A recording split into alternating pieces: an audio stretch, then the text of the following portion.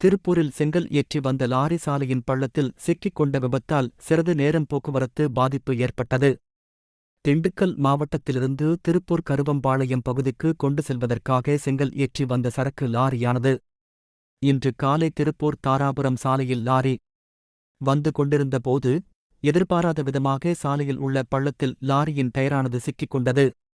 இதையடுத்து லாரி ஓட்டுநர் உட்பட அப்பகுதியைச் சேர்ந்தவர்கள் நீண்ட நேரம் போராடியும் லாரியை பள்ளத்தில் இருந்து மீட்க முடியாத நிலை ஏற்பட்டது. இதனால் அப்பகுதியில் சிறிது நேரம் போக்குவரத்து பாதிப்பு ஏற்பட்டது. இதை அடுத்து சம்பவ இடத்திற்கு வந்து போலீசார் அவ்வழியே வந்த வாகனங்களை மாற்று வழிப்பாதையில் அனுப்பி வைத்தனர்.